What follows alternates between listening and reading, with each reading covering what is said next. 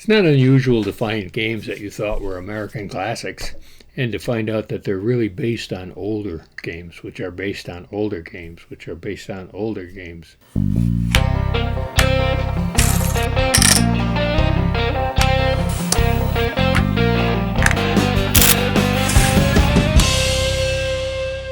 Hello again, friend. Welcome to my game room.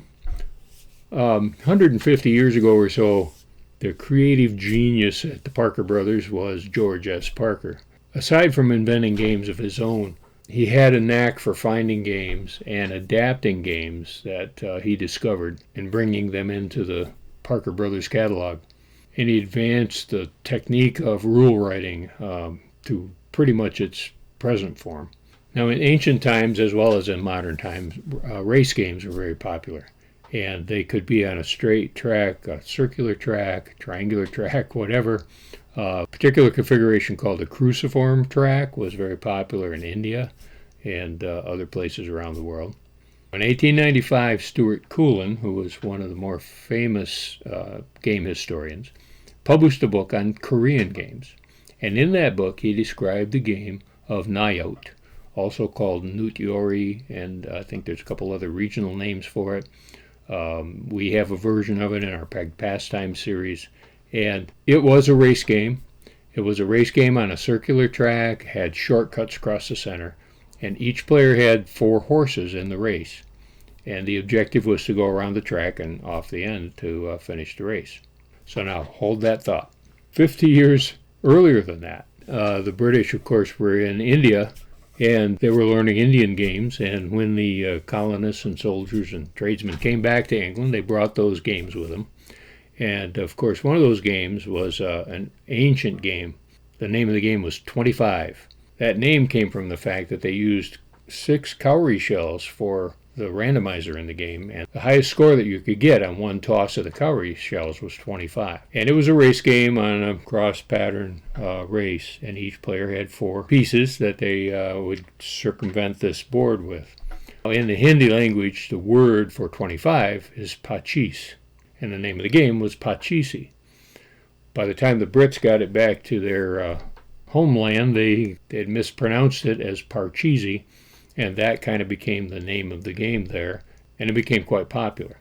Now let's fast forward again back to the United States, the early part of the 20th century, and here's George S. Parker, who undoubtedly had access to Stuart Coulin's book, and surely saw that there were publishers who were putting out the game of Parcheesi, and he kind of looked at those 2 games and melded them into one, what we would call a mashup, I guess.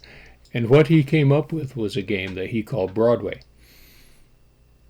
It just happens at that same time, there was a woman named Eleanor Porter who had just written a book, and it was a bestseller, and it was called Pollyanna. By 1915, she had written a sequel. And pretty soon, those sequels started stacking up, and over the next few years, she ended up with 11 books in the series, and they called them the Glad Books, along with some other sequels written by other people, just become immensely popular, and they're still immensely popular today. They're published under hundreds of different covers, and you can find them anywhere. Well, Mr. Parker, with his marketing savvy, said, "Hey, Miss Porter, why don't we take my new game and we'll meld it with your story, and we'll come out with a Pollyanna game." And this they did, and it was brand new in 1915, almost coordinated with the release of the book. That 1915 edition of the game included not only Pollyanna as the central character, literally central to the board, but also other characters from the story called Aunt Polly, John Pendleton, Nancy, and Jimmy. Every household with school-age kids had to have a copy of Pollyanna. That would just completed your parlor, and it gave the family something new to do on family game night. Now, the similarities to Parcheesi are very obvious. Each player has 4 pieces. Each player is trying to get around the circuit and get back home, which in this case is to reach Pollyanna herself. The board does have some unique turnouts, shortcuts, kind of like Nyout, except they don't go across the center. They are just turnouts. And there's a few other twists to the traditional rules, but it's essentially that game. Let's look at a quick overview of the rules here, and then we'll come back and talk some more about it. With the board in place, each player takes 4 pawns of the same color as the entrance on their side of the board. These pawns begin the game off the board. Incidentally, the players are supposed to be representing the storybook character to their right.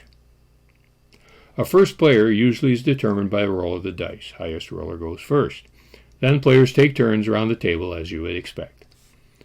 It takes a die result of 6 to enter a piece onto the board in the start space of one's own color, 6 spaces to the right of their entrance. This 6 can be on one die, or it can be the sum of both dice.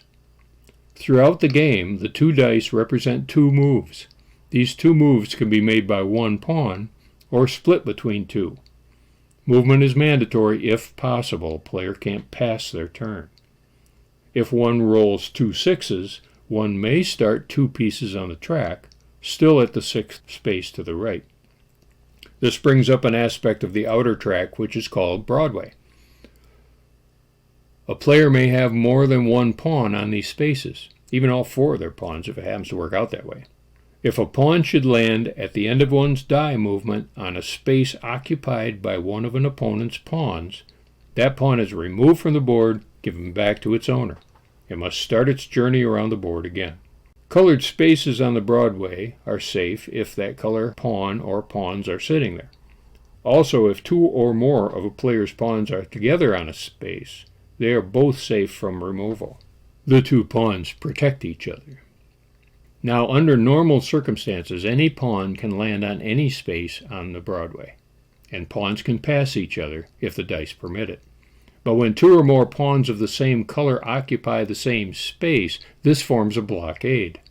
No other pawn can pass that space while the blockade is there, and it can stay in place as long as the player wishes. But even their own pawns can't pass the blockade. If the blockade is on a player's start space, that player simply can't start any pawns on the track until the blockade is broken. As with many other roll and move games, rolling doubles gains the player an extra turn. The exception occurs when a player can't use both the dice in that turn. Also, like other race games in the category, once a complete circuit of the board has been made, a pawn can be moved into the home path from the player's own entrance space. Only 1 pawn can be on these spaces at a time, and reaching the center square must be done by exact count. Again, remember that the dice are considered 2 moves, so you must maneuver your pawns past each other to get there. So the first player to reach Pollyanna with all 4 of their pawns wins the game. Now, this game will feel very familiar to players of Aggravation or Sorry or Trouble or other games of that ilk, even Parcheesi. They're very, very similar in the way that they move and the barricades and so on. But the game's longevity is because the game is fun. So it's a good game. George Parker had a good idea again. It changed with the times. This particular artwork is from a 1942 edition. Here are a few other examples of how the game has changed over the years. For some reason in the late 40s, they changed the name to Dixie Pollyanna. And the objective was to get to Dixie in the center of the board. I don't know why they did that. Maybe they thought that the Pollyanna goody two-shoes theme was just a little bit too smarmy and they wanted to do something that had a wider appeal. But for whatever reason, for the next 10 years or so, the game was called Dixie Pollyanna. By the 1960s, Dixie went away and it was just redubbed Pollyanna again. But speaking of name changes, as I mentioned, they originally called the game Broadway. They actually published the game Broadway, identical to this game, Pollyanna. I guess the idea was that it would appeal to a wider audience rather than just the girls that read the Pollyanna books. And if you can find a Broadway game now, they're going for $1,000 because they just made them for the 1 year and they fell out of favor, discontinued the product. So even George S. Parker can make a mistake once in a while. But the Pollyanna game itself, like my copy here, they're very common. It's easy to find them in the thrift stores or on the online auction sites or estate sales and so on. So if you're in the mood for a roll and move, want to involve the whole family, this is a good way to do that. But whatever game you play, you know what I say, be sure to play every day.